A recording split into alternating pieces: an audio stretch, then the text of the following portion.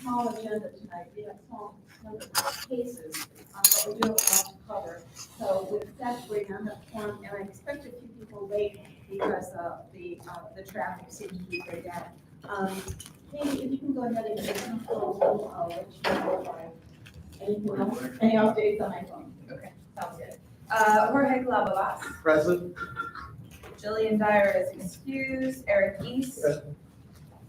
Jeremy Davis, Here. Deb Gallagher, Here. Justin Garland, Don't know. Seth Golden, Here. Terrell Hogan, Not sure. It may be, again, personally. all right, Michael Kellmeyer, Here. Tyler Littlejohn, You mentioned he has a prior. Katie McDevitt is here, Demetrius Moore Saunders, Lewan Sellers, Tim Sublett. Here. Doreen Johans Sauer. Here. Steve Waldron. Here. And Tom Wildman. Yep.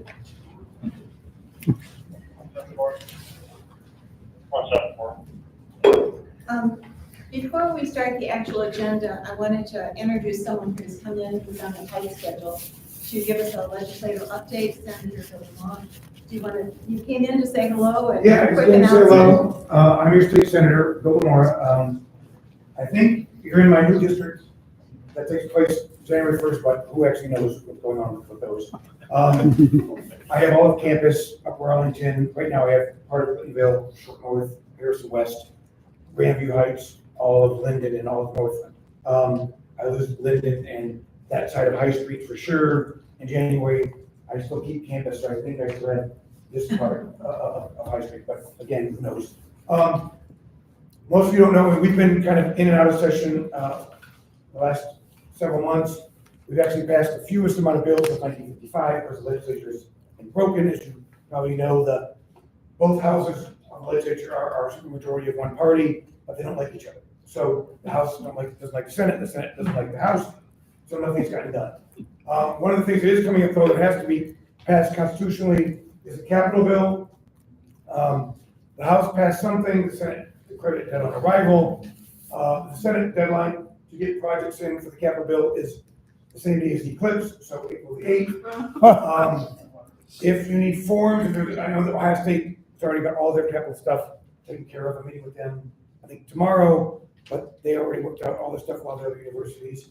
But for other capital funds that you're looking for in the district or something else, you can always call my office or email my office. We can send you the form, but we have to have them in their hand by Monday, April the 8th. So the eclipse day, date of the capital budget.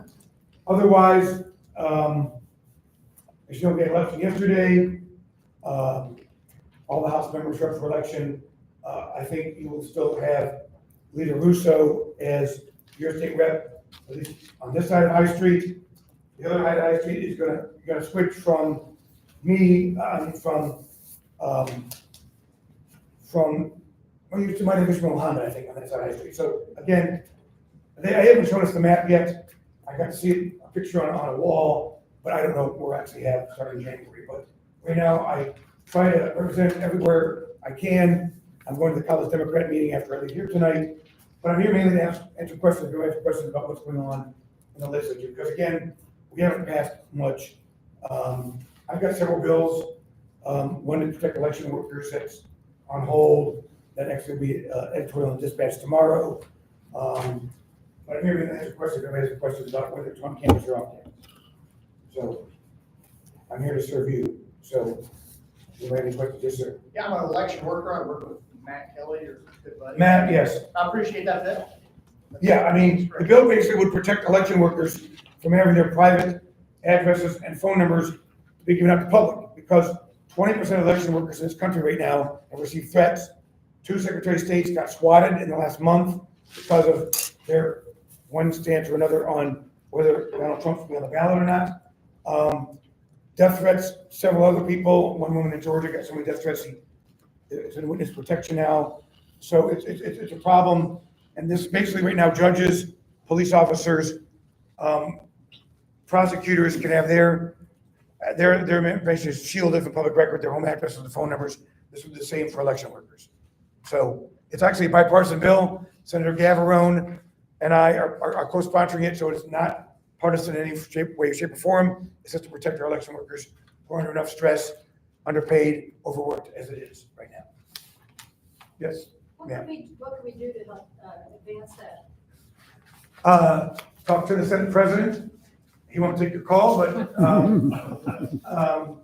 I think maybe the dispatch editorial might jar it a little bit. Now that this election is over, this primary, the chair of the committee was in a primary for Congress in the 6th district. He actually won the primary, so maybe he will spend more time having committee meetings.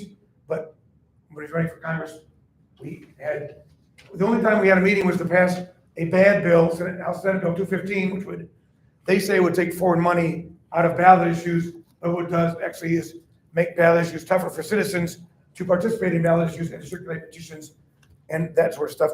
To be on a ballot issue, for instance, if you wanted to put a stop sign at the corner of the street here, a stoplight, and you wanted to go around and petition the city to get, have an issue on the ballot to get a stop sign or stoplight, you now have to file as a ballot pack to do that. That's part of what they're trying to do. So it's a bad bill. I opposed it, but of course they rammed it through with 1 week, three committee hearings and a session all in 1 week because it's one thing they wanted to do. But the selection bill has been sitting there now for 6 months and had that hearing in 4. So. Maybe you had a question, yeah. What are we doing about gerrymandering and the maps by the judges that have been deemed completely wrong? So there is a ballot issue that there are signature gatherers around the state gathering signatures right now to put on, it's called Citizens, Not Politicians, is the name of the ballot issue, to take all elected officials out of the process of drawing legislative districts and put it in the hands of 10 citizens, 5 Democrats, 5 Republicans who cannot hold public office, who cannot have given to a candidate for public office, to have maps that at least 2 members of both parties, or actually 3 members of both parties have to agree to this, so it has to be 6 people out of the 10, 3 from each party have to agree to these maps to end gerrymandering. And if that passes, which I think it's going to make the ballot, I've talked to the folks in charge. It's going to make the ballot. They got thousands and thousands of signatures yesterday at polling places across the state. It's going to make our own ballot for sure. I think it'll pass. And then we'll have new maps that they'll draw in 2025, so that my district will last maybe 6 months, and then there'll be new maps in time for the 2026 elections. That's the goal, is to have new maps for 2026 elections. So I think we'll pass, and after a couple of months to draw a map, of course, we have to file in February to run in 2026. Yes, sir. Yeah, let's see, I don't, this is your jurisdiction or not, but I'd like to see you help us reroute State Route 23 off of High Street and Summit Street onto 71, so we can finally deal with traffic calming issues at the local level, and then also help us address our problems on Hudson Street, 4th, and Summit, getting them to 2-way streets, narrowing Hudson, and right now, the city or the state is buying up this eminent domain land to widen Hudson, and we don't want that. We want it narrowed. We need more protected bike lanes, ones that are raised so the kids are safer than being down on the roads. Bump outs that we asked for and we never got. So I'm gonna give you my card. If you can work with our planning committee or come to one of our planning committees and tell us how to go about doing this, would be great.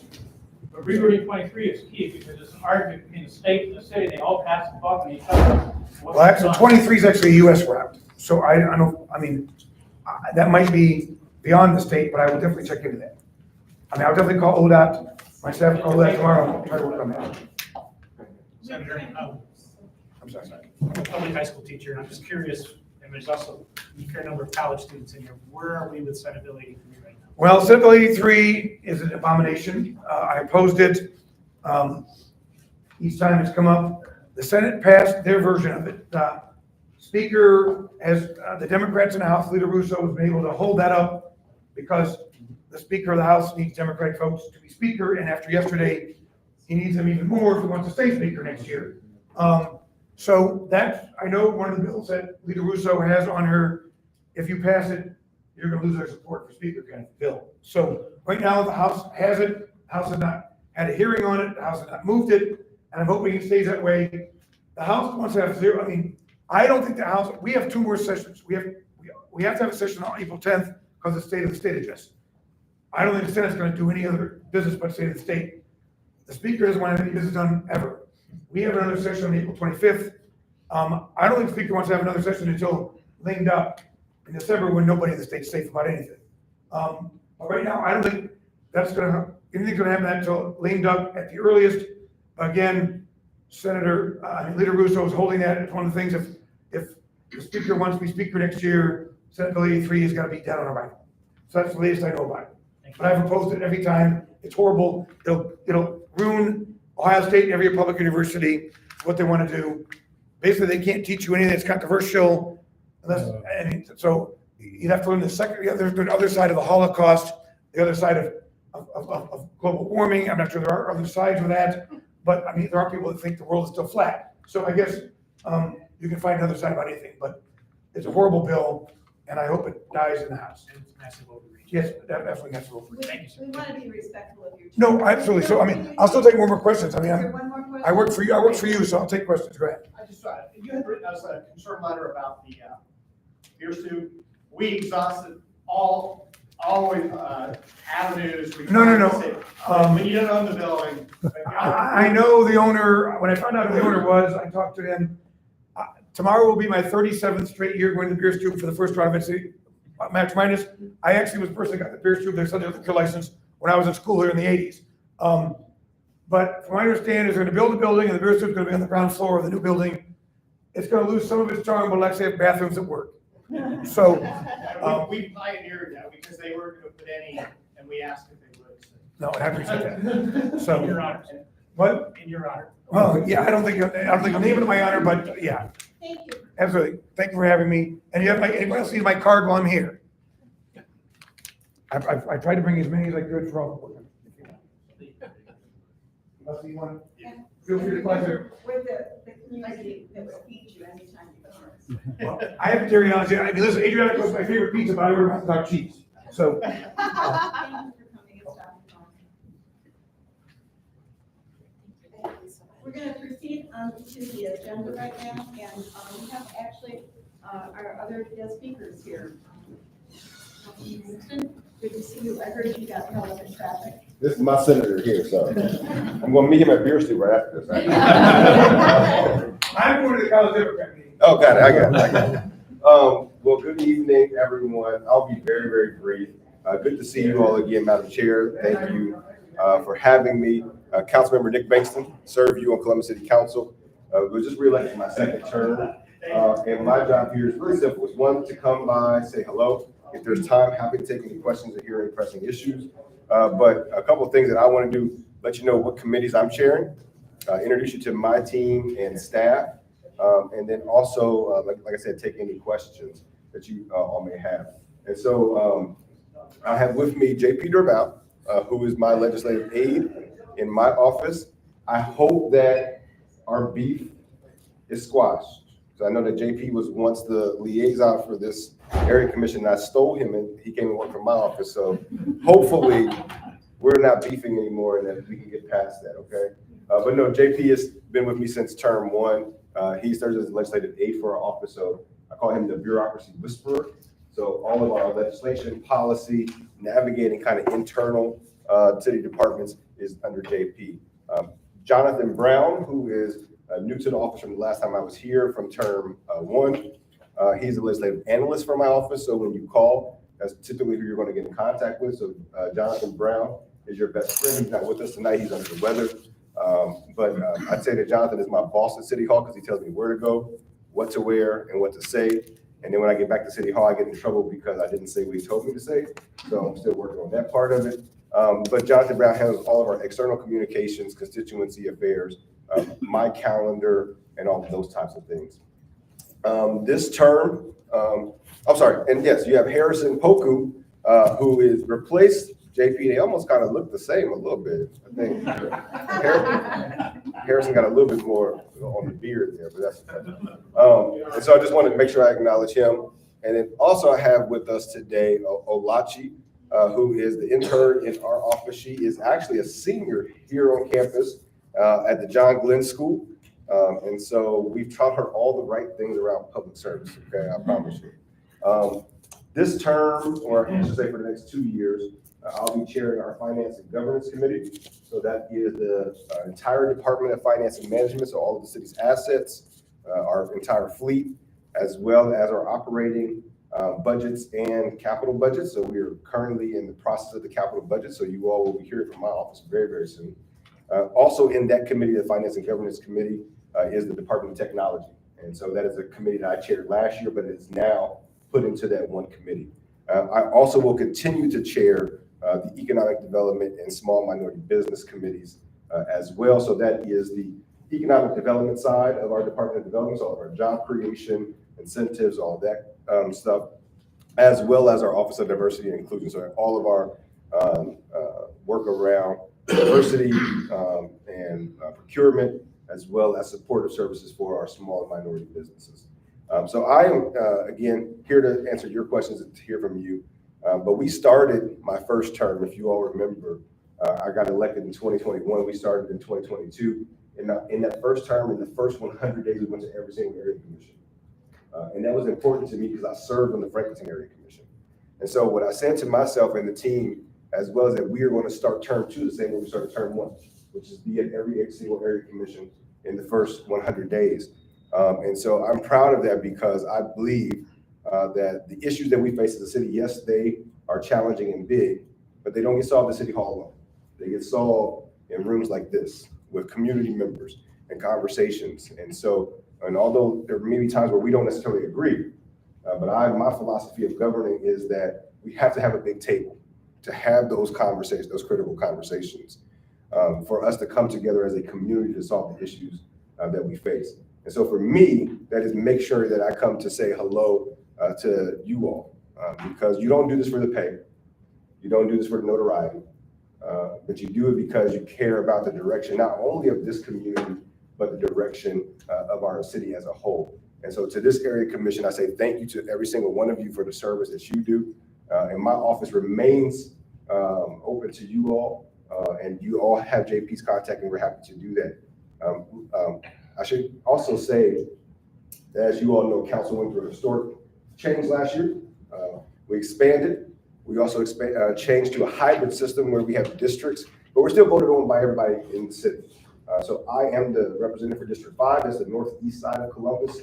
So everything basically east of Westerville Road and everything north of the airport. So I have the luxury of a bunch of folks that have New Albany addresses, but are actually Columbus residents. So we have to let them know they live in Columbus, as well as Westerville folks. But, you know, we're working on that. But for me, it wasn't simply just going to the area commission in District 5 or the northeast side of Columbus, because we do still represent every single one of you. And so happy to be here, Madam Chair. I'll stop there. Any questions, comments, or pressing issues, happy to entertain those. Let's try to keep it to about 3 or 4 questions. So I know you've got a schedule too, a busy schedule. In your area of focus, I'm really curious, a lot of our businesses in the University District are either owned by major corporations or they're generational, like white wealth. And so I'm wondering how we can uplift our minority business owners and make sure that they get the visibility that they deserve to be able to make an indentation in a really profitable area. Yeah, if you have small businesses, I would encourage them to go to the Small Biz Hub. So that's something that we launched in my first year in office. It's CBUS Small BIZ Hub.com. And the reason why I say that is because it is a platform for those small businesses to have access to services that they may need. One of those being Accelerate Columbus. We are in the 3rd year of Accelerate Columbus. And that program has grown from a $250,000 pilot to $1 million program now. That is 10 entrepreneur support organizations that are serving businesses. Our goal is to impact 800 businesses this year. We impacted over 400 last year. And so those small businesses, what they can do with Accelerate Columbus is they can pick what services they want. So if it's marketing, if it's website, right? Because we know that now those small businesses, typically, as you all know, they're sole entrepreneurs, or they have maybe 1 or 2 part-time or full-time employees. So they don't have the time to do the marketing that's necessary, right? That we have to get into Alachi's hands because she's always on TikTok and all this other kind of stuff that I'm not on, right? So there's supportive services, right, for them to be able to market themselves, be able to tell their story. But more importantly, what we're launching this year with the Small Biz Hub is a beta phase of phase 2 of it, which is a B2B platform.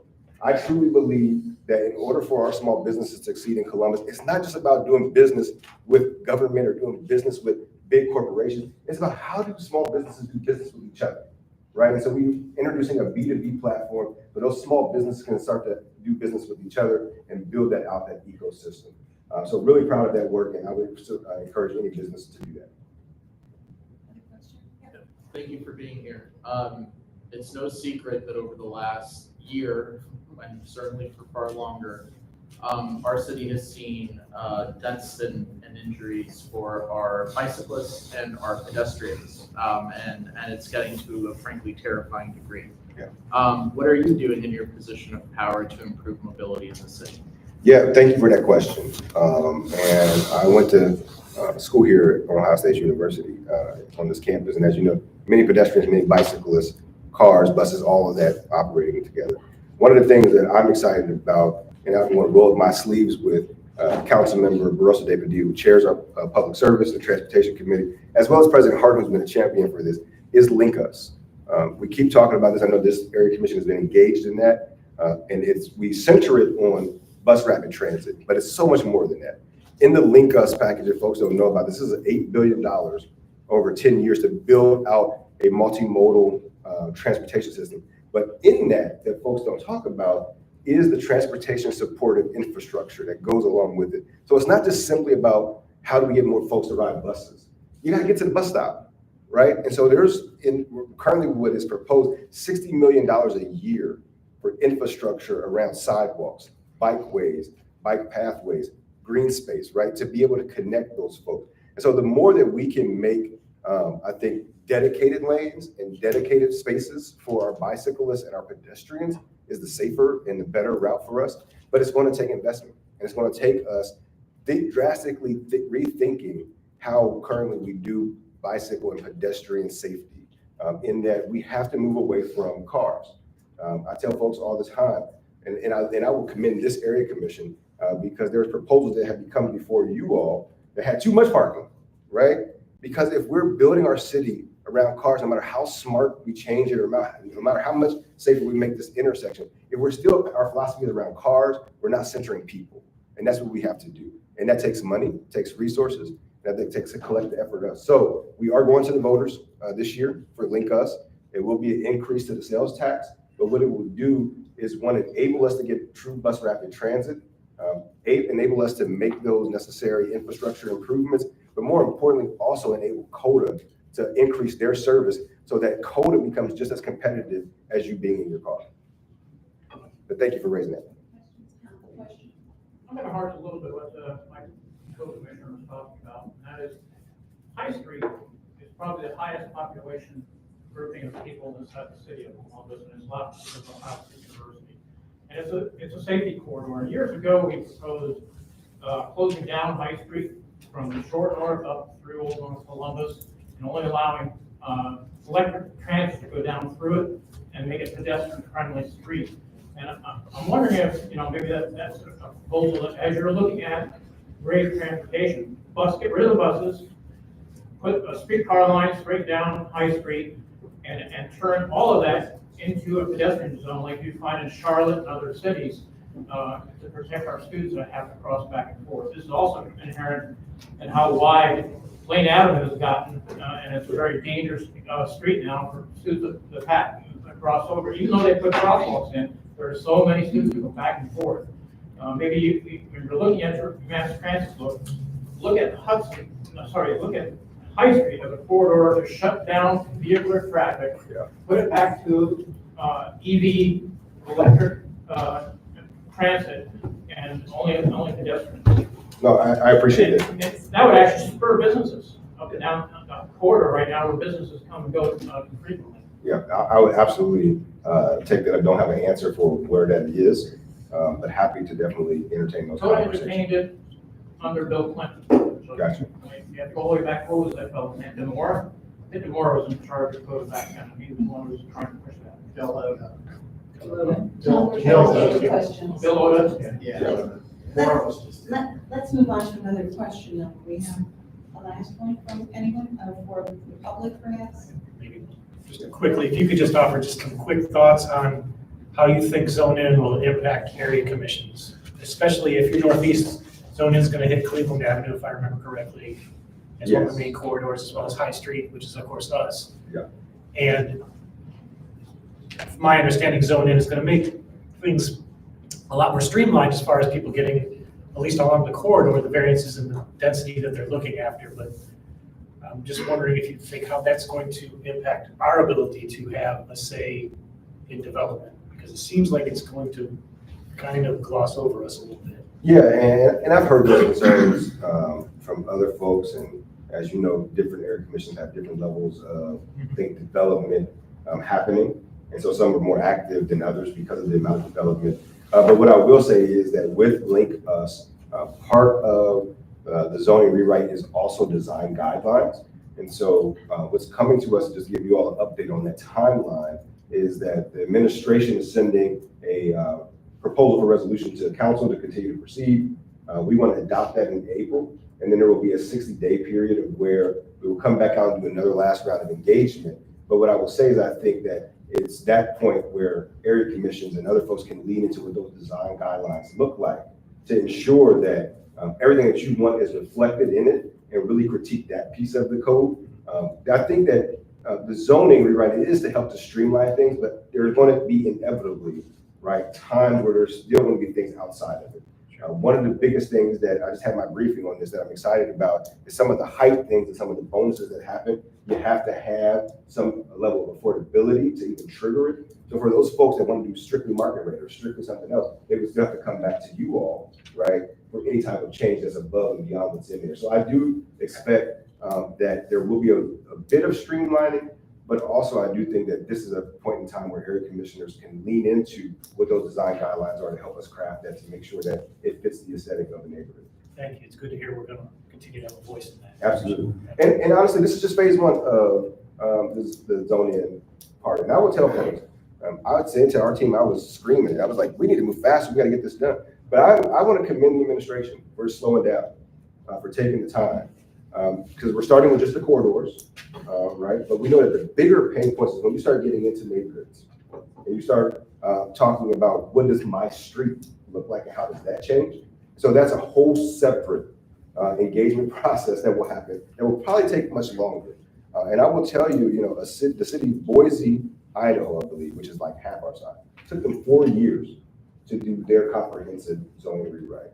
And so for us, we're actually much farther ahead than some cities have been, but it is going to be a painful process. And I think that what I will say is that we are taking our time to do it, to make sure we do it right, because it is historic.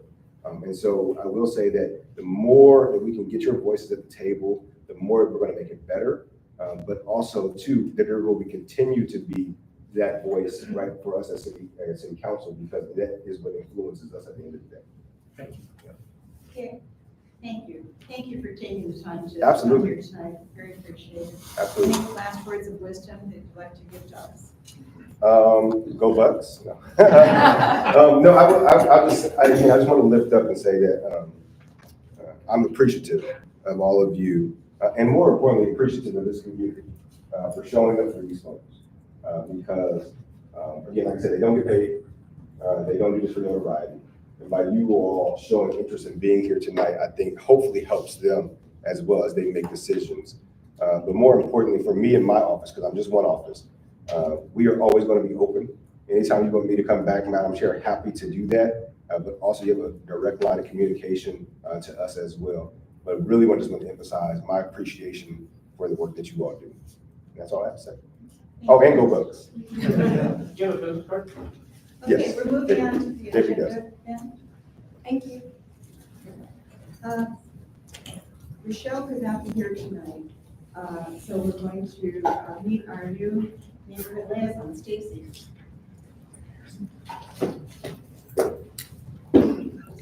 Sure. Yeah, I'll start. Stacy Biddle, we're really excited to have. I know the North Side has been through some liaisons in the last decade or so. she brings a wealth of experience and skill to our group, and I think you'll be very pleased. Now I'll let her introduce herself. It's Buttel.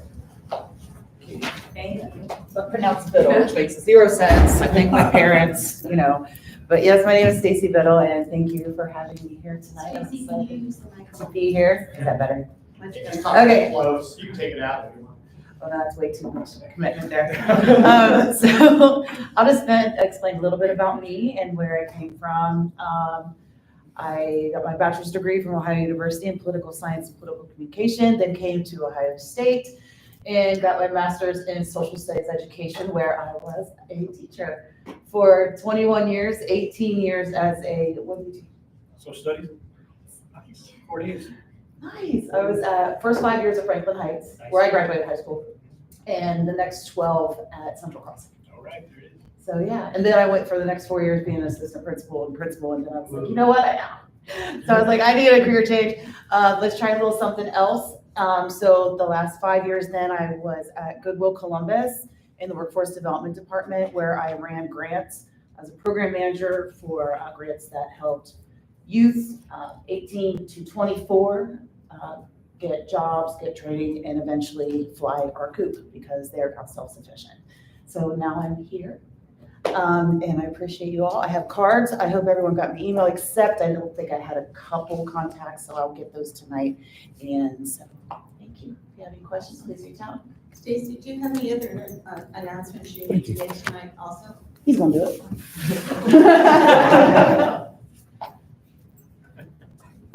Yeah, we give all our liaisons a 2 or 3 month grace period before they have to make their own announcements, but I just have a few brief comments regarding the zone-in initiative. I think you got something from Stacy or Catherine or somebody that there's going to be a what would you call it? There's going to be a display downtown with the initial recommendations. It's next to 111. It's in the parking garage next to 111. It's going to be there for several months. It's an interactive display showing the initial recommendations, and you can also make comments. And I think it's open. I'm not going to say when it's open, but we sent you the information on it. Sorry for the audience members, I didn't introduce myself. This is David Huey with the Department of Neighborhoods. I oversee the Neighborhood Liaison Program for the city. The other thing I'll say is regarding fiscal. We're still talking fiscal all the time. I think I said last month that we will honor any requests for anything you need through the end of this year, so you don't need to keep track of your $2,500 allowance. You can go over that, and we will honor that. We have put together a committee to put together a permanent process. The committee consists of 6 area commissioners, 5 of the liaisons, and our fiscal team.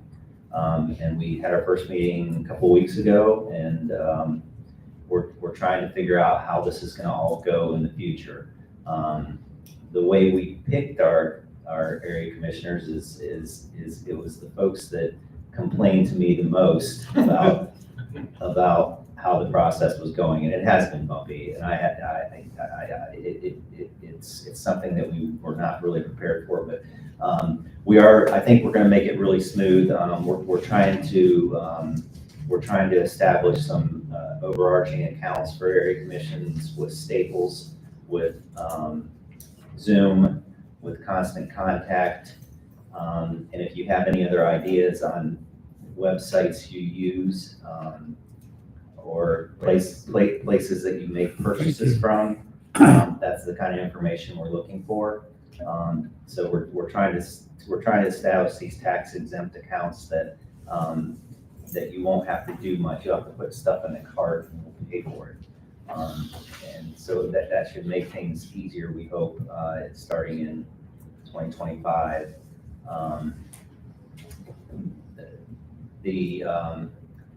We had our initial meeting. We hope to wrap this up with maybe 1 or 2 more meetings, and do have a physical training, I think in April, late April, and we hope to roll that out to everybody at the physical training in April. We don't have a location for that yet, but I'll be in touch on that. We have training with the city attorney's office March 28th, next Thursday. I think everybody's received that from me. It'll be our zone initiative. We're calling it something different. What are we calling that now? Only 2.5 weeks in. What's it?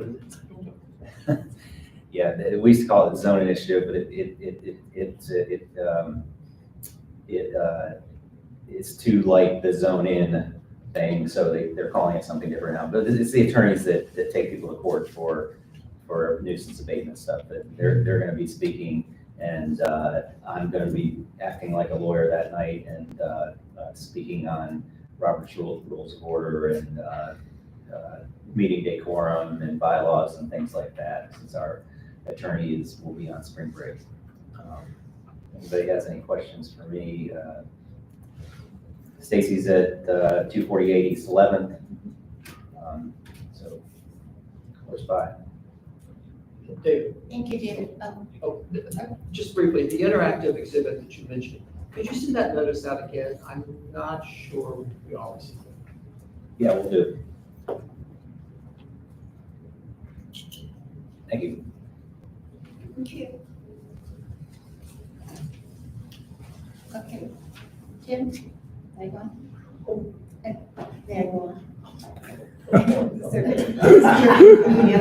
Oh, absolutely, yes. Christopher Clark, not here tonight. Okay, I'll turn on this.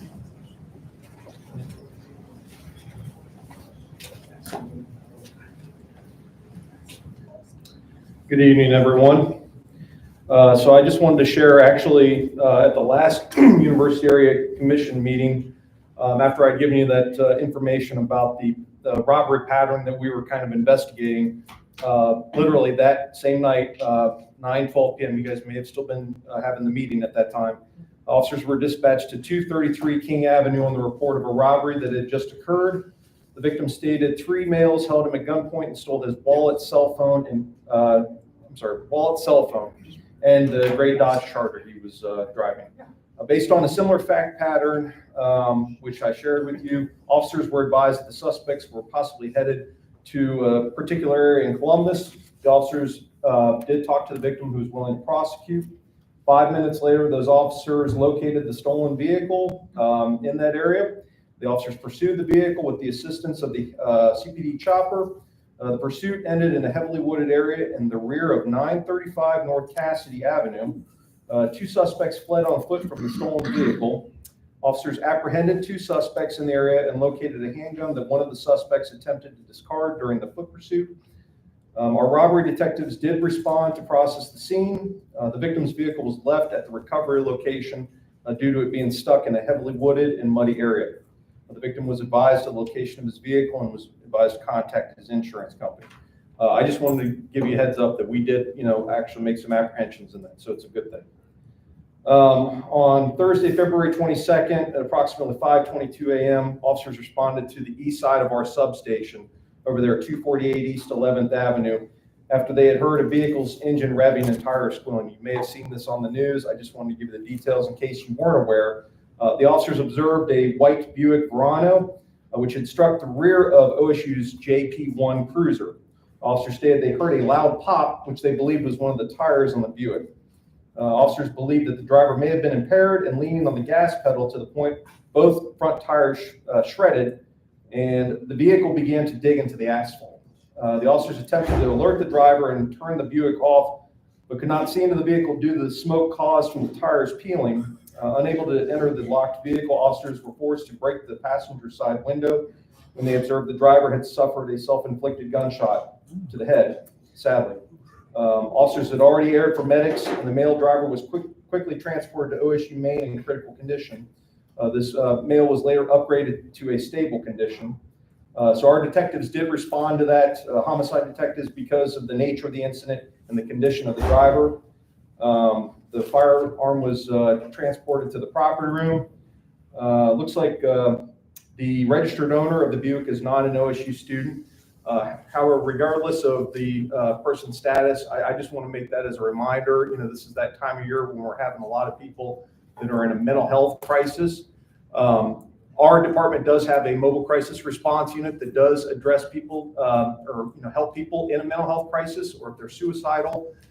So I know that OSU has resources available, so I just want to make sure that people are seeking help whenever they feel they need the help. So on Saturday, February 24th at 3:48 a.m., officers were dispatched to an address on East 17th Avenue on the report of a house being shot up.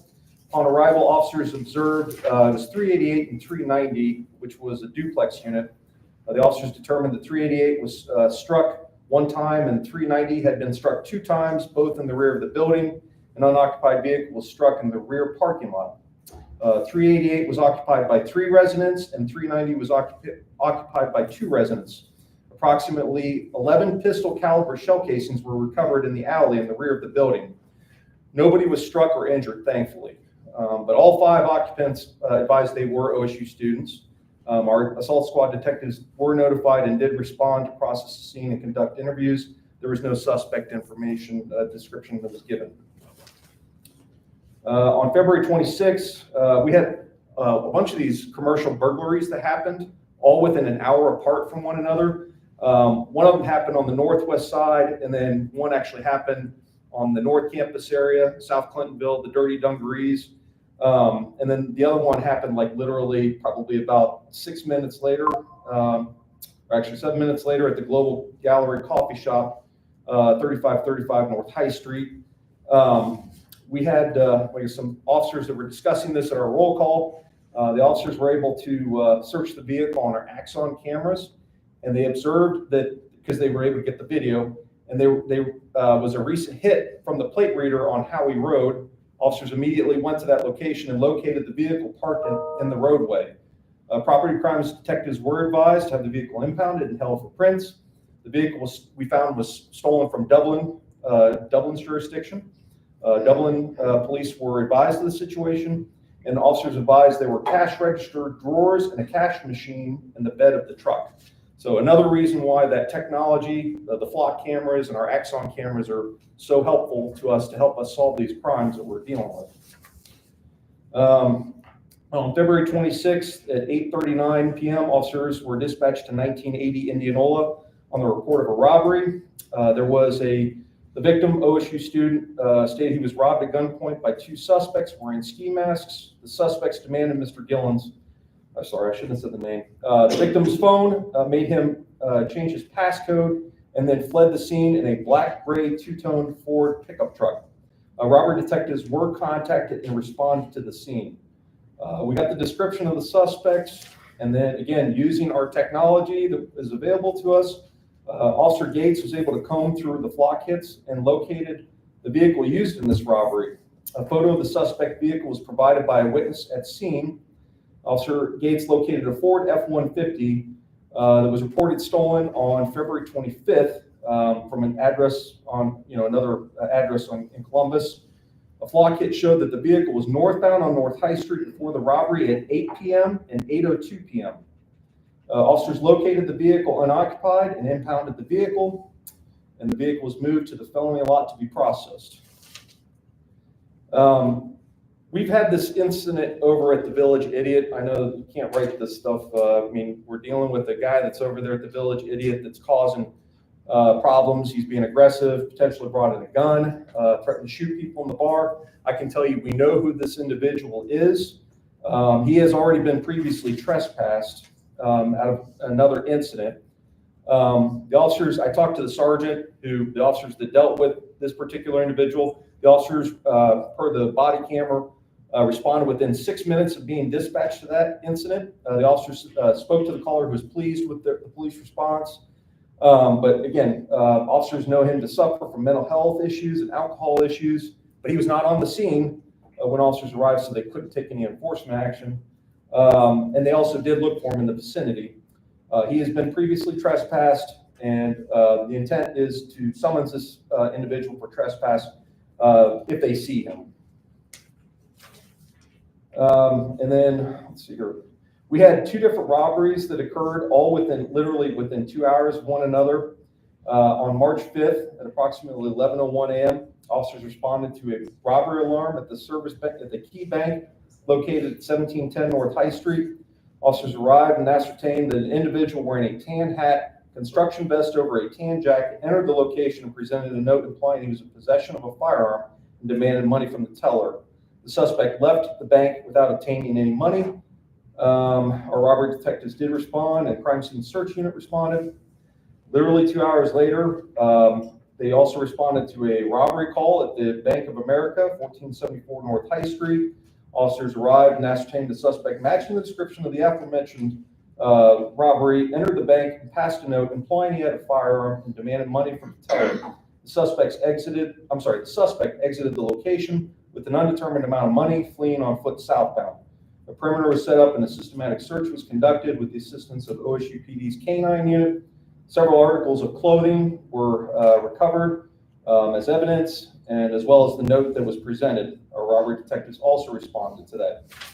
I got a email, a follow-up to that there was a apprehension that was, there was a suspect identified in that both of those robberies, so that's also another good thing. So if you guys have any questions, I had another report that was dated from 2022 that we also made an apprehension on out of a robbery. So anytime we have a robbery, we continue to follow up with these cases. We don't let them go. So I just wanted to share that as well. Officer Hanstein, we have 2 more reports to go before question. But just a suggestion, that's just a lot to digest. I can't even imagine.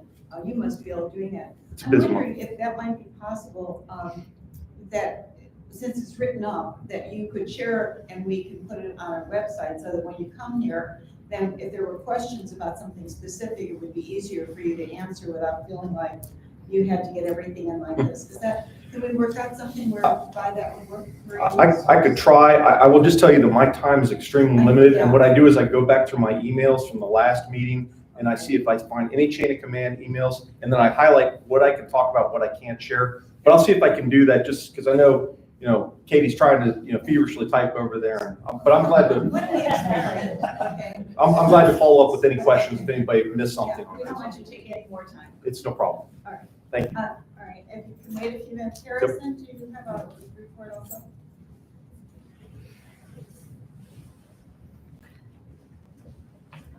Good evening, everybody. My name is Harrison. I'm liaison with City Council. A few highlights and announcements that I have. Councilmember Shayla Faber passed an ordinance to support the Community Shelter Board through an historic investment.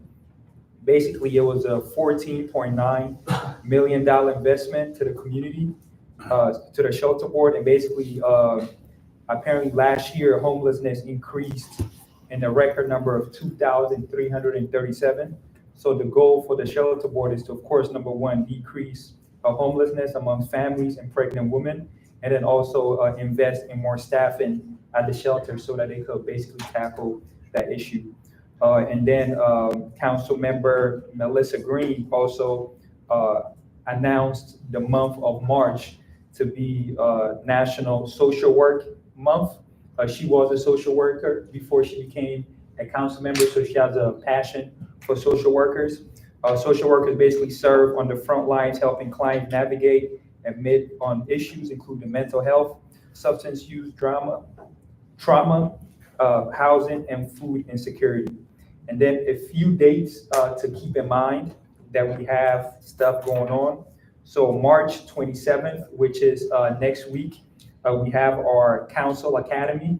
And this time the topic for our Council Academy would be how to be a vendor with the city.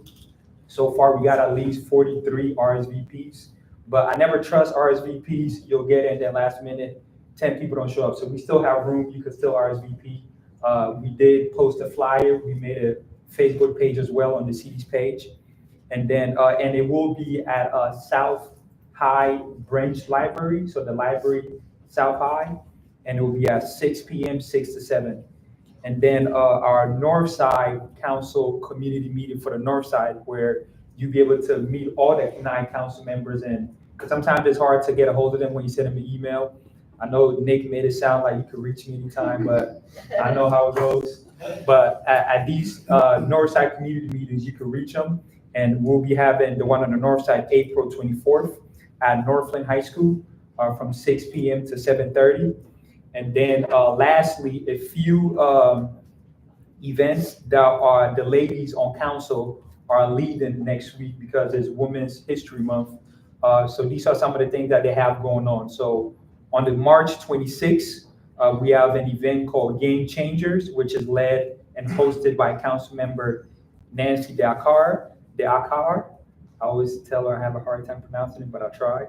And it's happening at North Bank Park Pavilion. And then also March 27th, we have another event being hosted by Councilmember Sheila Faber called Mellowing Mentality, a fireside chat about media and mental health. And this is happening at Femergy. And I will send all this also in the email so that you can have it as well. You can send it on your website. And then March 28th, we have a Women's Work Building Our Future Together, which is being hosted by Councilmember Lourdes de Padilla. And then lastly, on the 29th, which is a Friday at 3 p.m., we have an event by Councilmember Melissa Green called Empower Her. And this will be happening at Goodland. And the one Lourdes is doing is happening at Strong Water Food and Spirit. So I will also send all this information in the email so that you have it as well. And those are the highlights from City Council. Oh, and lastly, sorry, Councilmember Chris Weitz is also planning on having an event to talk about his first 100 days. So I'll leave some of the flyers over there as well, and you can pick it up. And he is looking forward to meet the community, and he's doing something April 11th at Lizelle Woods Community Center. And it's around his district, District 1. So I know it's far from here, but if you can make it, that'll be good. Thank you. Matt?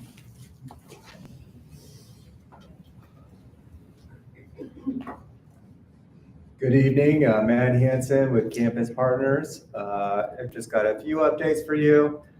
So Auntie Anne's / Cinnabon that's opening at the corner of North High and West 11th.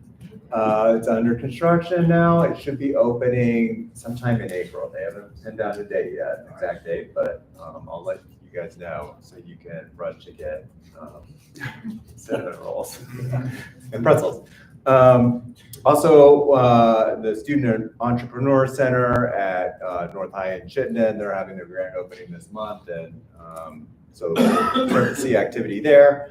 And don't forget, right next door is the new Starbucks that opened up.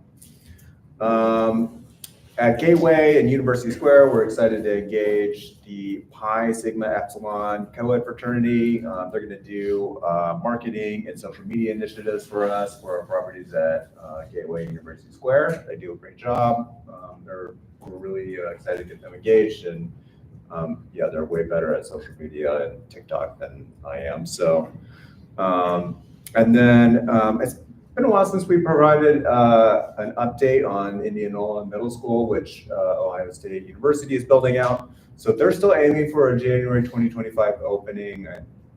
It's going to be a tight deadline to get them in there, but still aiming on that. I had a tour about a month ago, and it's progressing right along. So excited to see that getting back to a productive use. And also, you know, I know the area commission's been talking a lot about Fourth and Summit and how they're, you know, non-stopping expressways, it seems like, in the neighborhood. But as part of the improvements, there will be a new stoplight that's going to get installed at North Fourth and East 20th, or sorry, East 19th.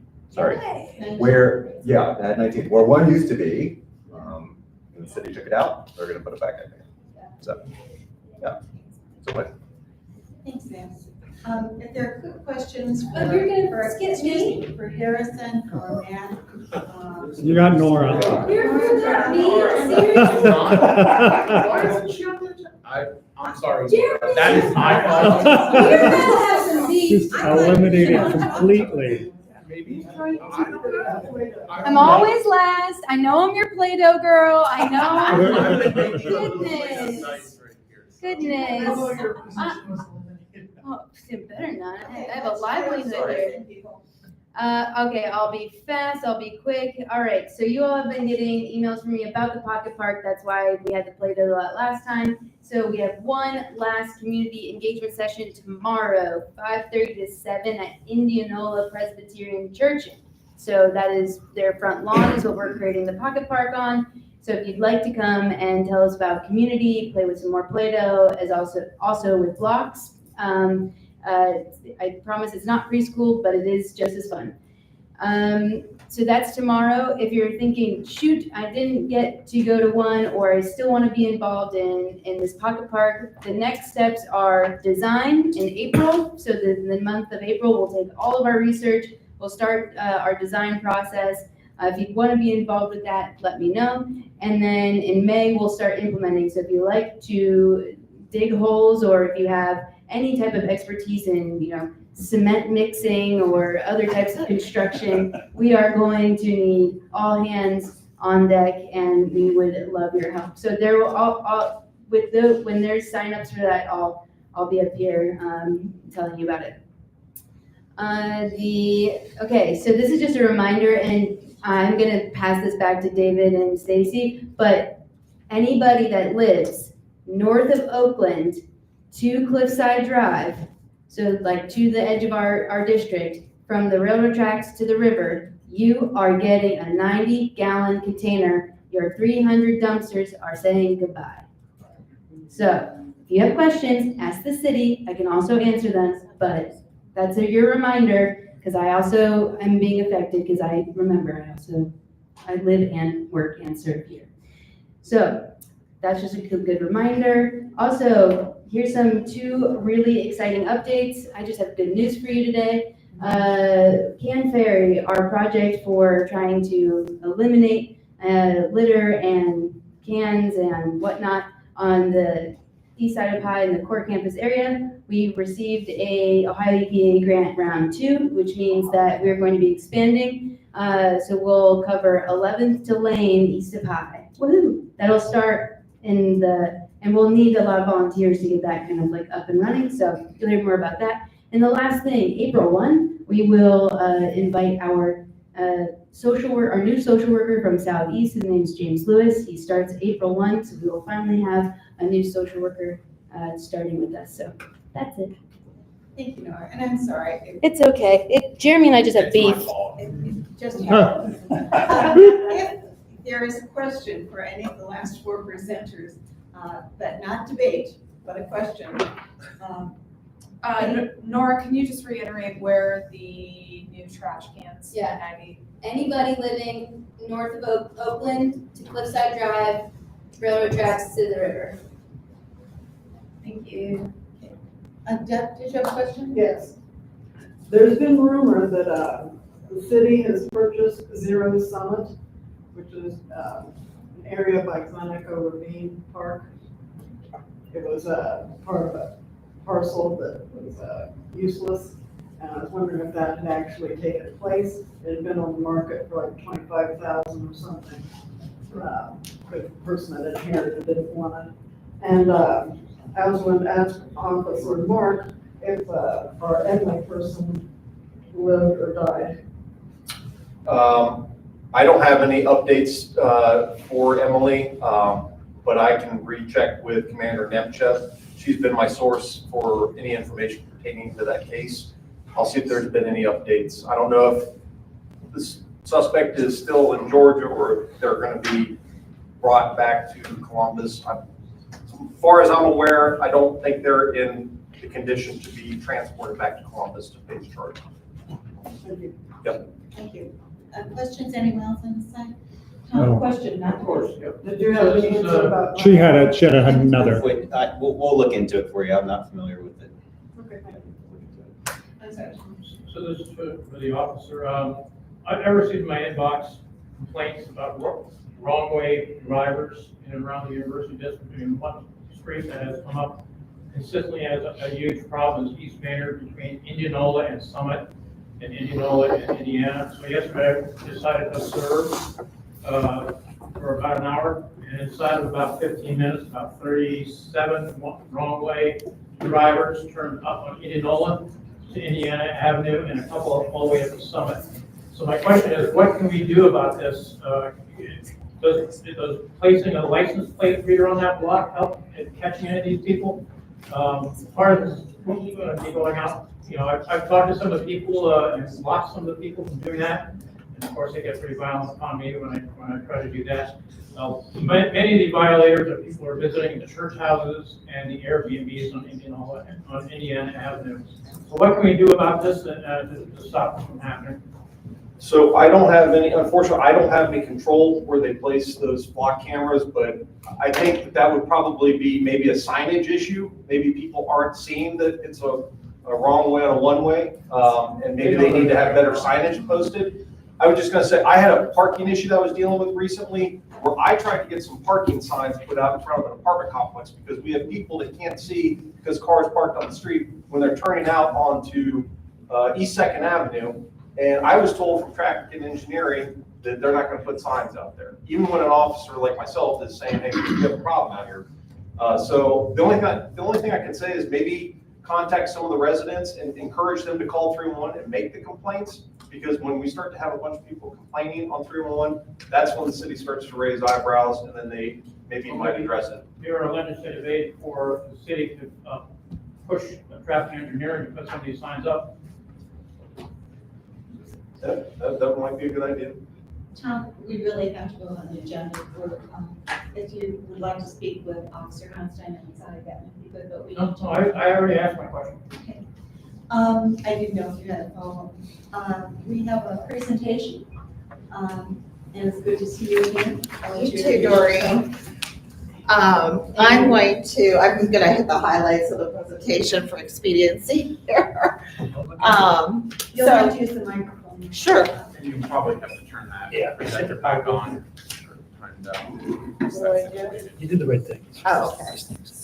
So I have a long history of community involvement over the last 20 years, starting in Clintonville, starting Fifth by Northwest Area Commission, curbside recycling for the whole city of Columbus, and the Hayden Run Civic Association out in Dublin, the Columbus part of Dublin. So tonight I'm here about, I live in this area now, so I want to get involved in this community in the University District. I live in District 2 on Doddridge, right across the river from Chemical Abstracts. I look out of my window, I'm on the corner of the building at the river in Tuttle Park. So there's going to be a cleanup. Earth Day really is like Earth Month anymore, for the month of April. So I wanted to highlight this as one of the opportunities to the University Area Commission. I am an alumni of the OSU Arts and Sciences College at Ohio State. And on April 20th, they're going to have a Tuttle Park cleanup flow. Friends of the Lower Olentangy Watershed is organizing this. It's really needed for anyone that's been recently in Tuttle Park. So this is just one opportunity for us to get involved in our community, make an impact with the park. There's also, I would like to propose in the future for Earth Day that we could host or organize some events with Green Columbus. There's quite a list on this website, earthdaycolumbus.org. I didn't find anything in the university district, but I did find some in Clintonville that I highlighted here. So I would like to challenge us in the future as part of this district to have an Earth Day event that we either host or volunteer for. You can volunteer for already organized events, which can be anything from community gardens to litter pickups to actually categorizing and documenting flora and fauna in the area. Green Columbus does a great job. I've worked with them extensively in the past planting trees. That's another opportunity. We can plant seedlings in areas maybe along High Street that have a need, that have a bare patch between previous city plantings. So that is about it. Just wanted to kind of challenge us to be green. That's very close to my heart with curbside recycling, my background. And that was with the University Area Commission, the Clintonville Area Commission that occurred. Mary Ellen O'Shaughnessy organized a CCC committee of all the area commissions and the larger civics. And out of that, curbside recycling was something that evolved, and we took the green plan from Ohio, from the stadium, I can't speak, and we expanded that, and then used the yard waste pickup trucks that people don't utilize extensively to collect the recycling, and did studies on the size of the containers. Had focus studies, you were talking about 90-gallon containers, and that's how that all happened. So any questions, thoughts, or You discussion? moved the slide too fast. When is the Tuttle Park clean? Oh, yeah, sure. I was trying to rush through here. Yeah. Oh, okay. There. Never mind. And actually. I live right here at the top of there. Cliffside actually is in the university district rather than Clintonville. So you had a couple of You said other you had green two events. things. Oh, are they? You said on Cliffside? So Cliffside- Cliffside's on our side of the river. Oh, okay, well, I You knew, referred to them as being. I just moved here Yeah, last but you're year, referring to those as so. Clintonville activities. Those are actually in the university. Oh, okay, sorry about that, I apologize. Are there questions pertaining to the Tuttle Park cleanup that anyone has a question? Eric? At this point, are you planning on just meeting at the rec center on that day? Yeah. Okay. So Flo really organized this event, but in the future I want to do So more. we'll have the. Yeah, they're gonna have captains and equipment, and I know there's quite a few homeless camps that I see out of my window, so we're gonna be especially cautious around those for needles and that kind of thing. But yeah, it's gonna be a big event. But some of my friends that are very involved with elections, one of my friends, she is on the election board, she's gonna be volunteering with me, and the more the merrier. And the time again? 10:30 a.m. to noon. 10:30 a.m. Okay, everybody has that one down. Thank you, thank you, because I know we're running a little late. Sure, sorry I rushed over important points. Thank you all very much. Thanks for all your activity. You've been with Grandview way back. We worked- Yeah, you remember me? Yeah, Yeah, I started the area commission there. yeah. I was actually in Clintonville, and when I moved over there, the city said there is no area commission, there should be. And that's how that all started. Yeah, I remember. Thank you. Awesome. Thank you, and I know it's gonna be announced again later, but the next day, there's a cleanup in Portal Park also that we share with Clintonville, and that's something you're gonna think. Yeah. You might also All right. coordinate Thank with you. Katie. Katie sometimes does a cleanup around that time.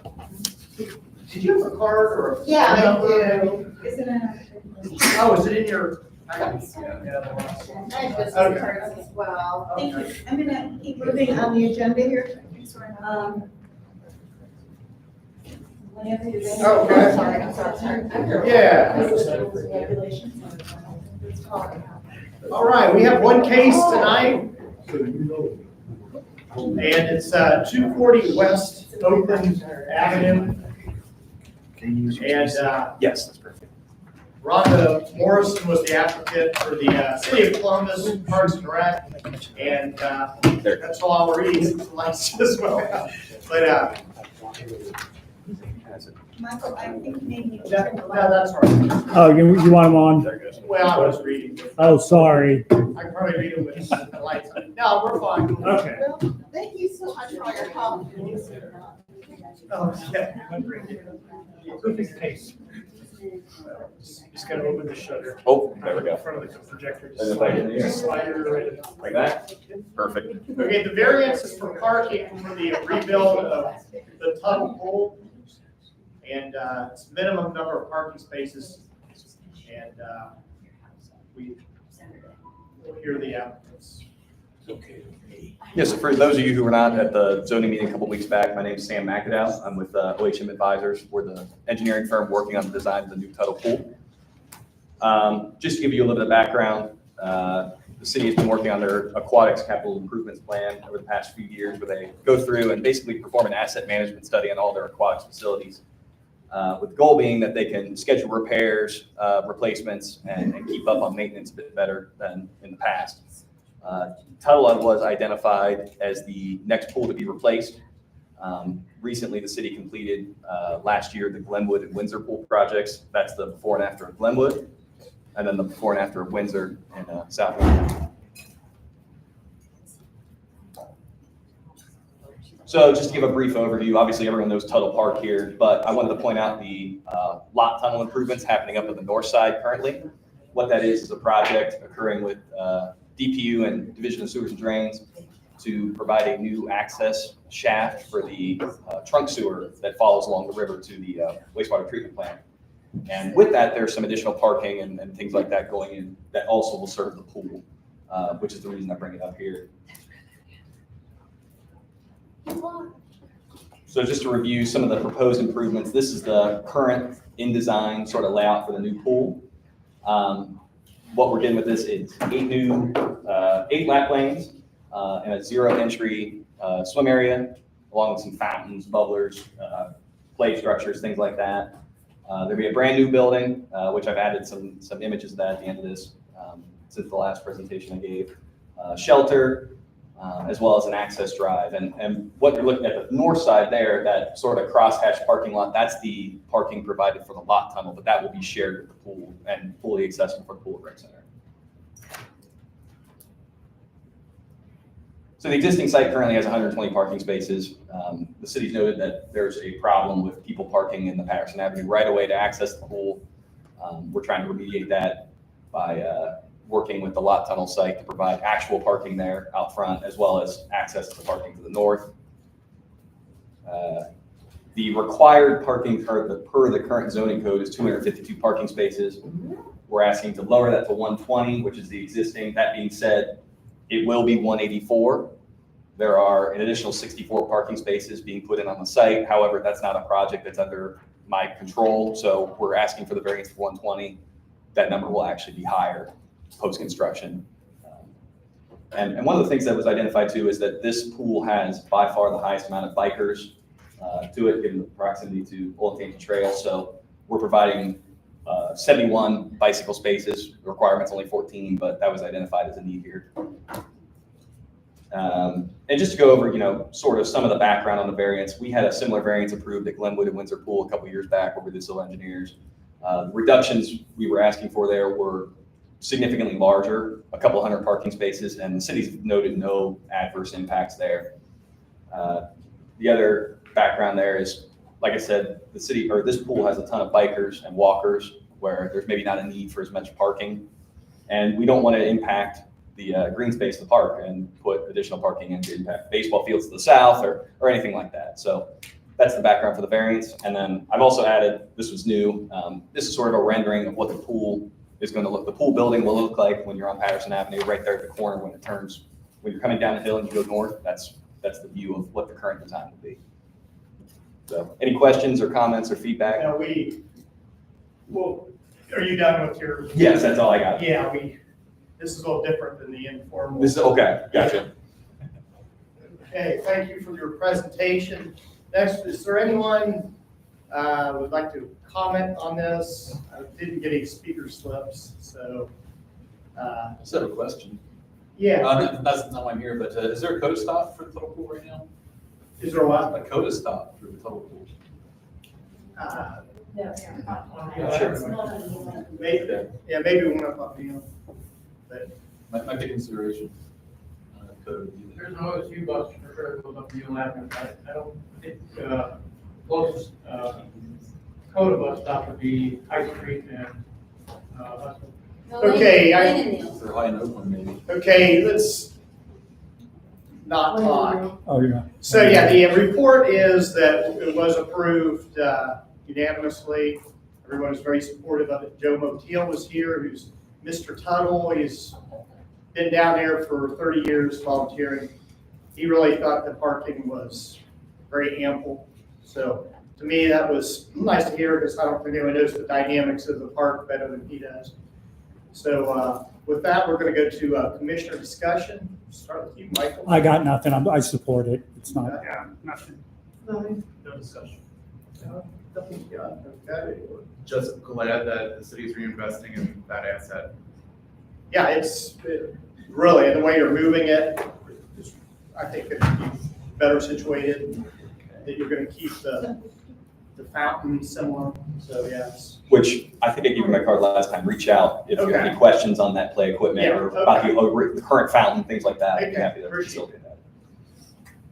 Being that this is my area, I'm very familiar with the pool. I'm glad that you're doing this project, no problem with saying yes or no with the parking variance.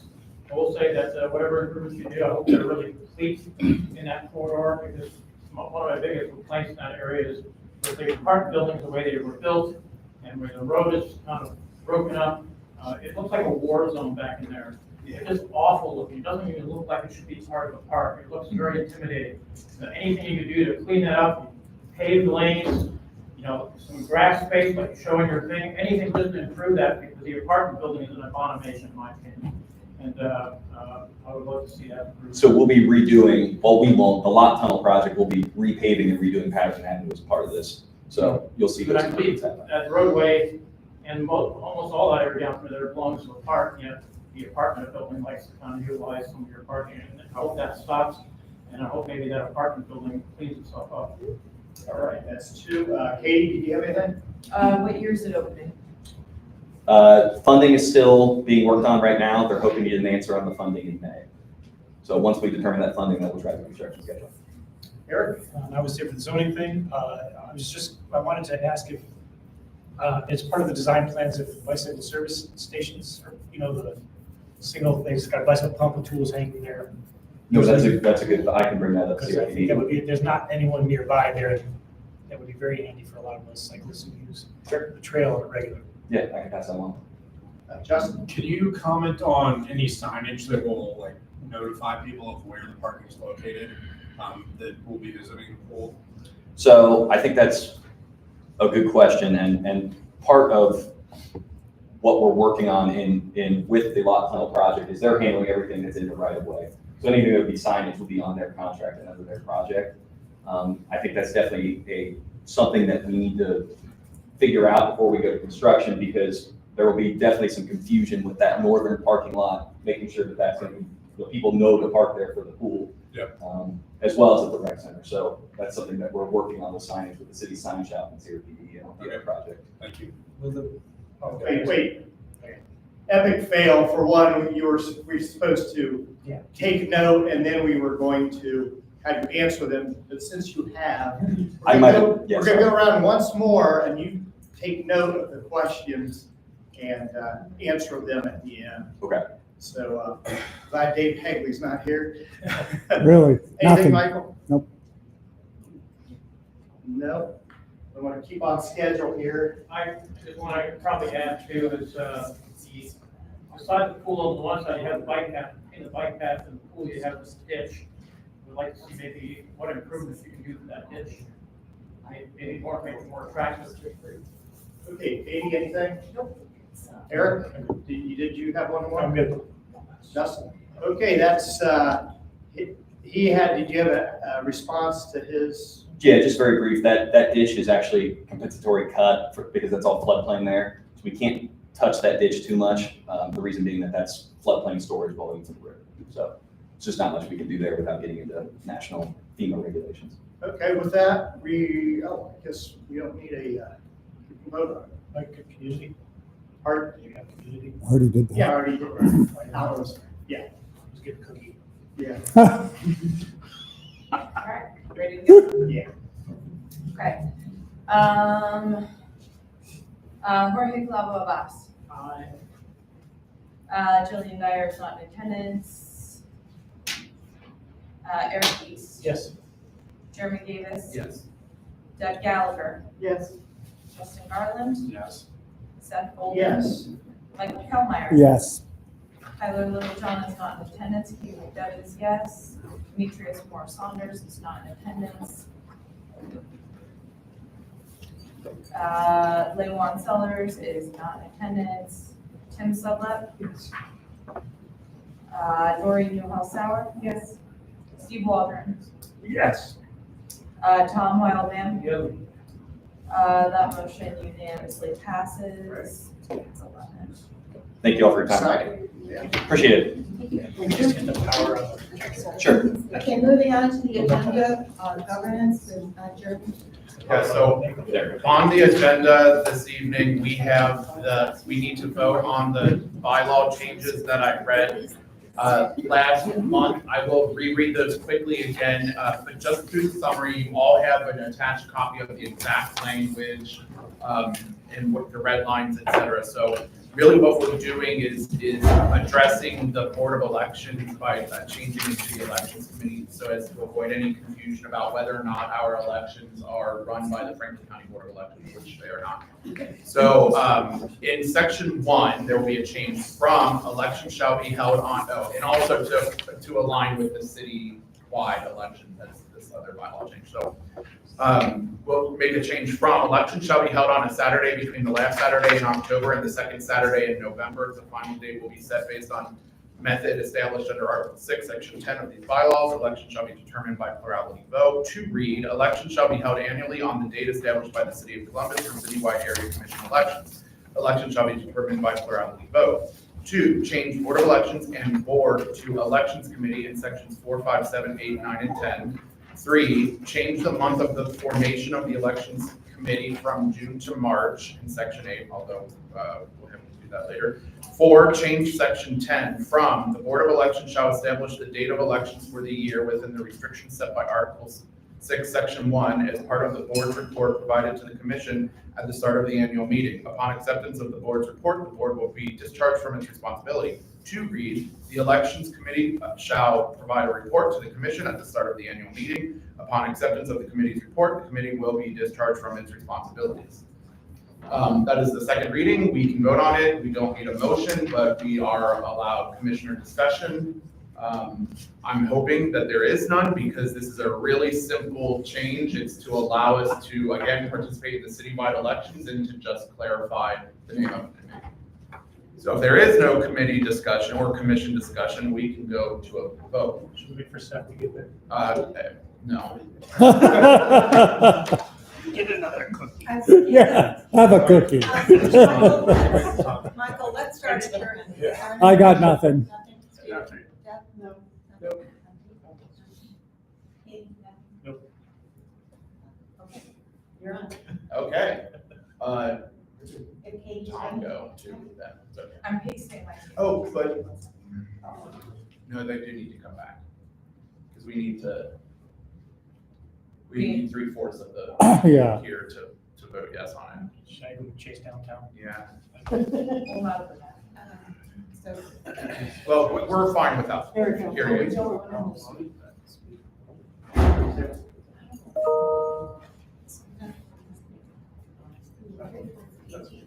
I think just the people. Okay, 3/4 of the quorum.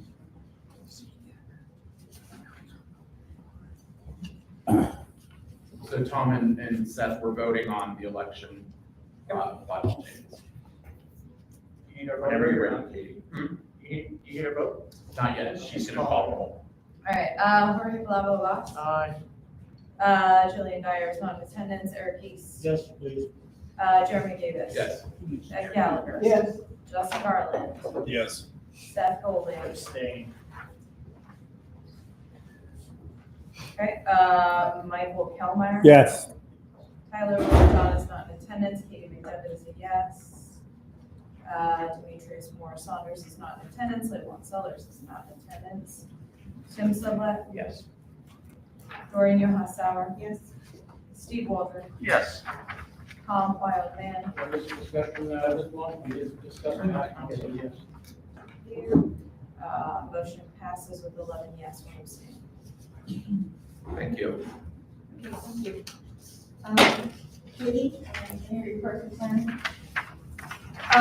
Yeah, so this month we talked about the pocket park on Iuka and collected a lot of different kinds of ideas. I think some major themes were making sure that we're catering to people of all ages, including the kids that will eventually go to the Indianola School, and then older residents as well. A big theme for us was whimsy, so I think there was a very strong request for lots of swings and things that grown-ups could play on. We're gonna work with community partners to see if we can get funding from potentially Chadwick Arboretum, Oakland Nursery, Fifth Avenue Lumber, and then kind of tap on the community's expertise to be able to help with that as well. We also talked about our presentation that we're building towards the Vision Zero project. So we kind of looked at a very, very rough first start at that, and just making it very interactive, including videos, including data, including stories of people that have been hurt or hit on 4th Summit and Hudson. And so we're going to be working with that. And then citizen Andrew McCarthy is also going to be helping with that deck. So he's going to kind of add his editorial skills and kind of help us with those presentations. Thank you, very succinct. There is, Michael? I'm sorry. Sure. Community relations met. We had a great meeting with Juliana and Tyler from the Design Center. Talked about the website. They went over it, showed us how we will need to update it and add agendas and meeting notes and whatnot to the new website. It's pretty easy. It's all done in Google Docs. So anybody will be able to do it and they won't have to touch the website. It'll just be done in the background. Sorry, Katie, I didn't send out I completely forgot to send out the meeting notes, but I'll do that like soon. And I think that's it. Thank you. Mhm. Right now, we have on the agenda Board of Elections, not the Franklin County, but our own, which was chaired by Jeremy, who took on governance. So we're looking for someone who might want to chair that committee. This is the committee that we need to organize by June, actually, probably before. We just changed the bylaws to March. To March. That's March. So, we could draw short straws. We could take co-chairs. It is so well run because of all the work Jeremy's put in on it for many years.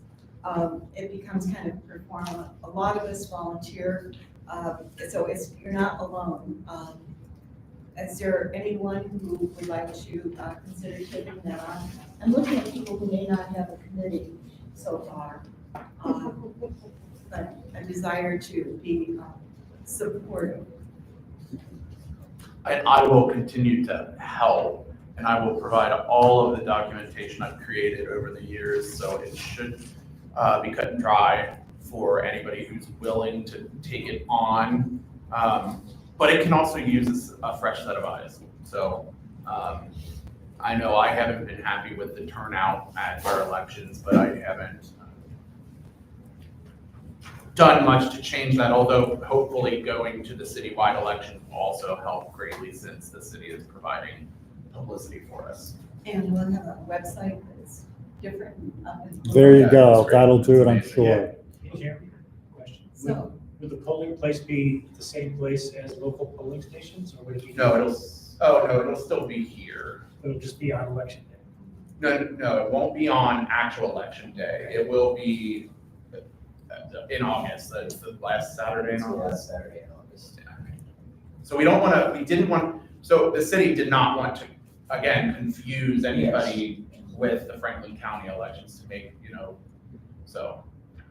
But all area commissions that elect to participate in the citywide elections are happening on that last Saturday. And the city is also giving us like 2 yard signs per commissioner to put in the ground as long as we want that, which I think we will.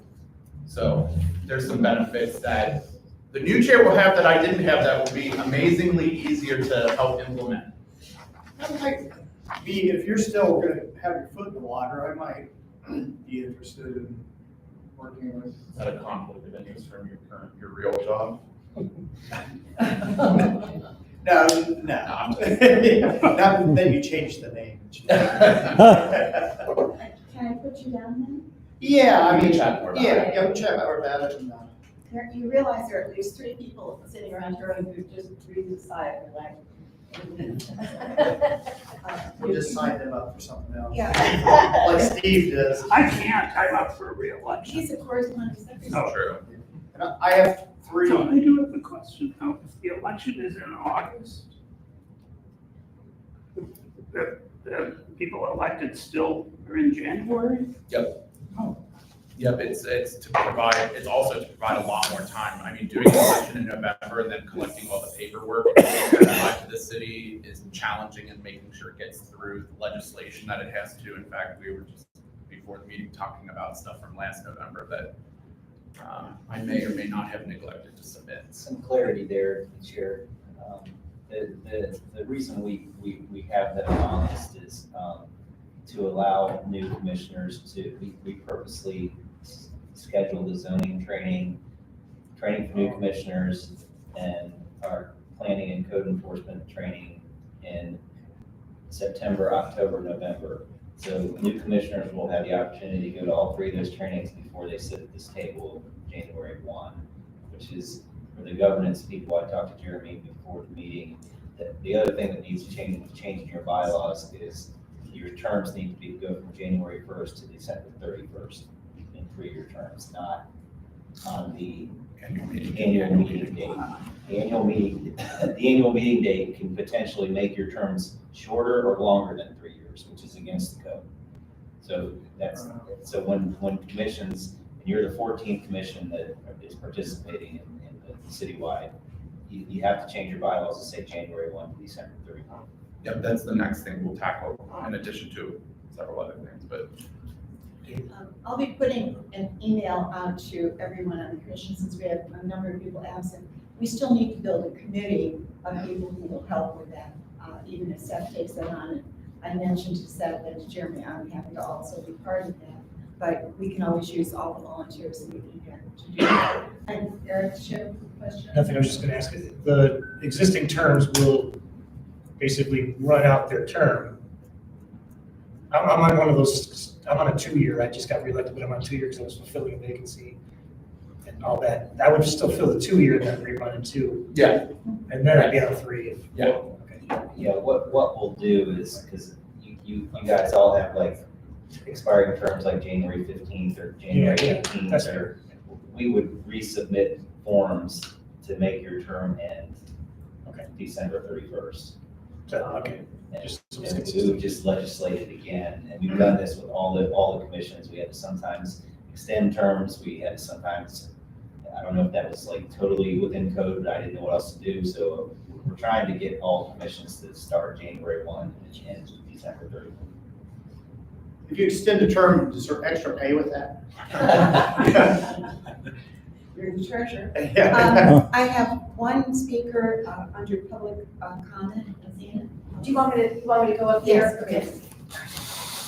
We'll take advantage of your presence. Oh, well, thanks. Do you want me to state my name or anything like that? Yeah, I don't think everybody does. Okay, I'm Xenia Palos. I live at 45 East Northwood. I'm a proud graduate of North High School, now known as Dominion Middle School, located at North High.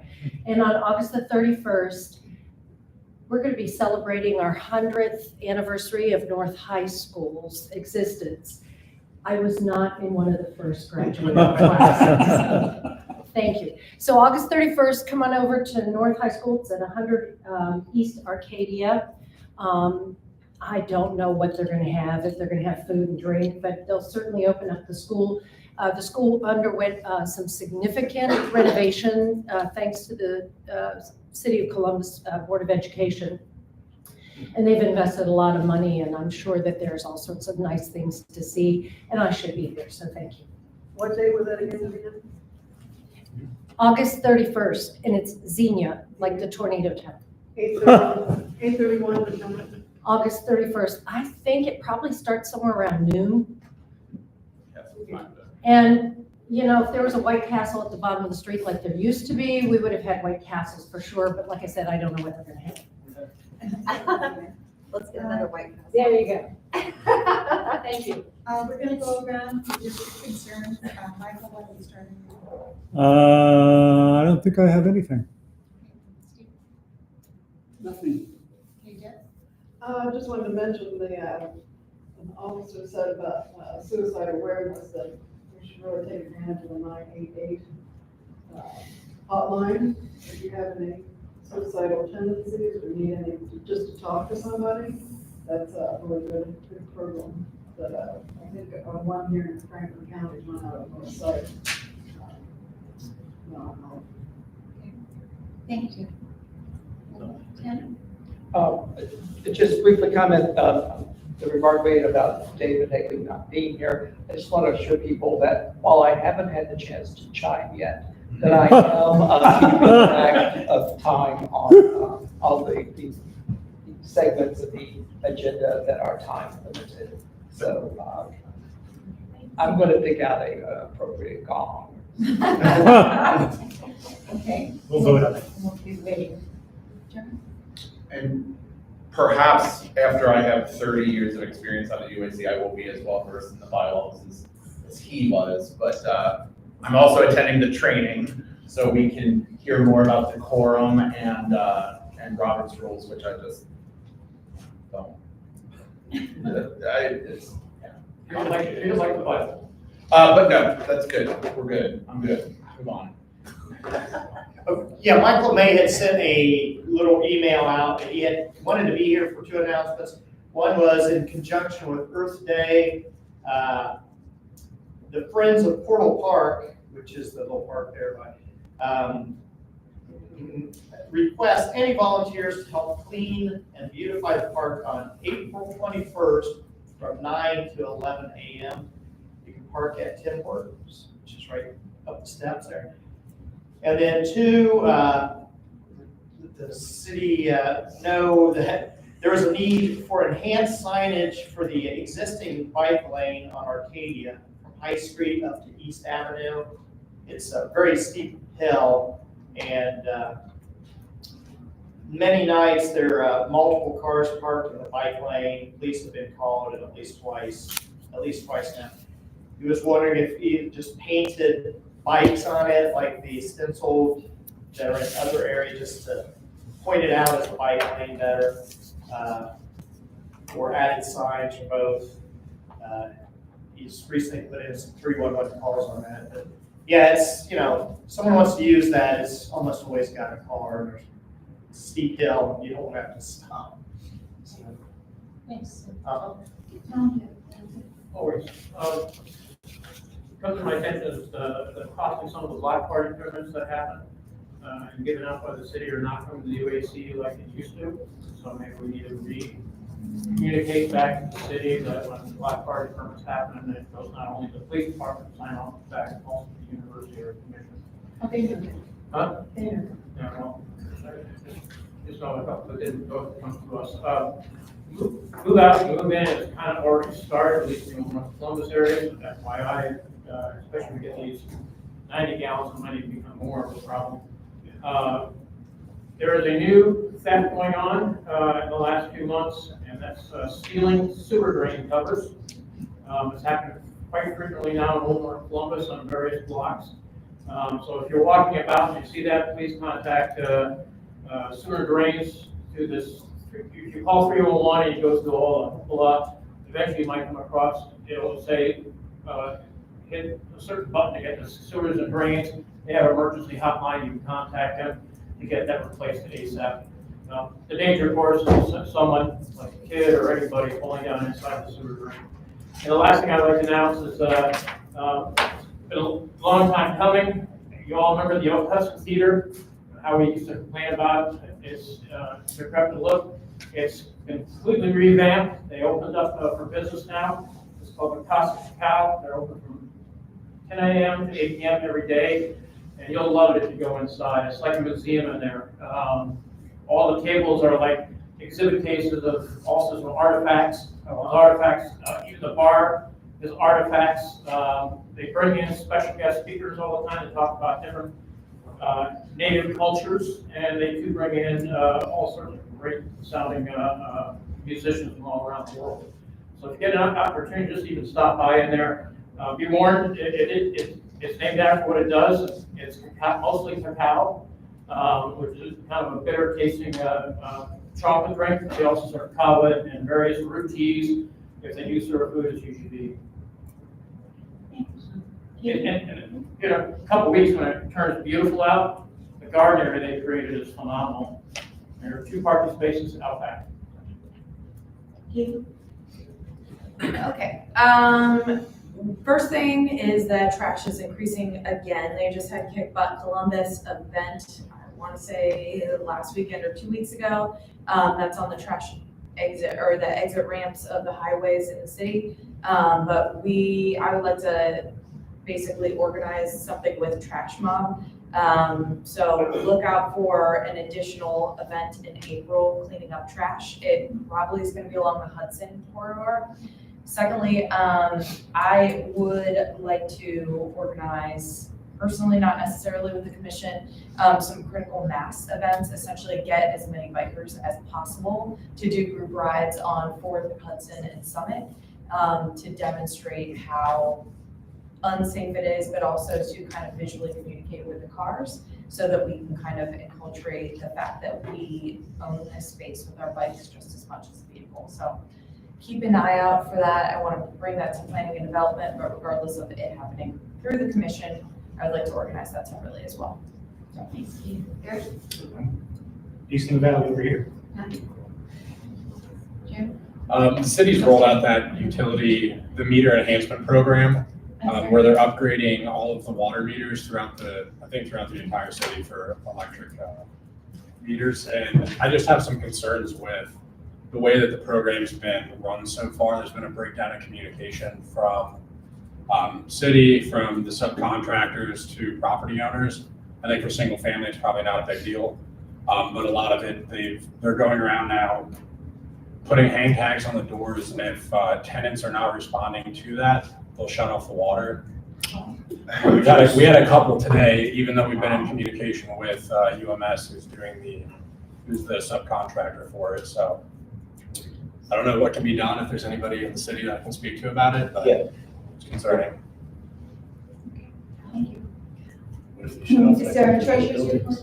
No, just gonna get with Mr. Huey to get some postage for Tim, and is there any web? Yeah. Web, send that to me.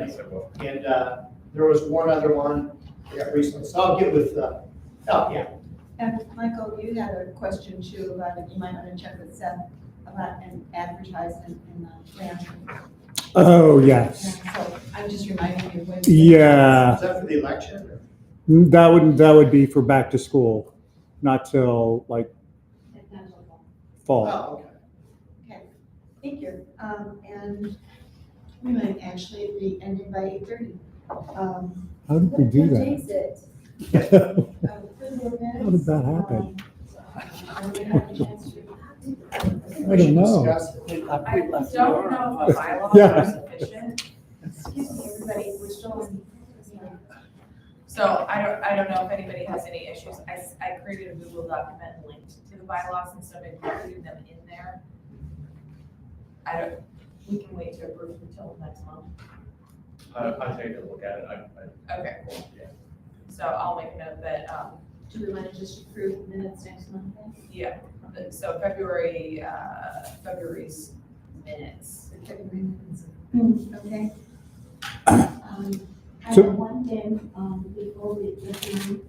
I think Michael had something. Yeah, I did have a quick question for you, Jeremy. So who's going to update the bylaws? And do you update the bylaws and then put them on the website? Yes. Okay, because David used to do that, right? Yep. Okay. Okay, I don't think there's anything else. Is there No. a motion to adjourn? Second. I'll second. I think. All those in favor, say Aye. aye. And so. Standing ovation for. Ahead of schedule. 8 minutes ahead. Ziploc bags, lots of leftovers, lots of leftovers. Not the salad, as a chicken, we love chicken, and everybody. Please help clean up your area. Yes, they did.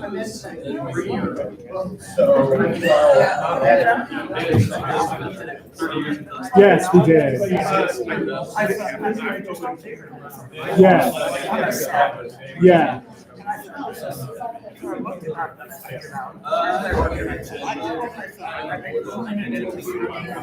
Yeah, they used to be in our house, they used to be at the front, but now it's supposedly they're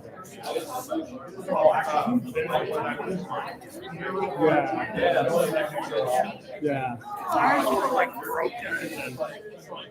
Yes, they were horrible.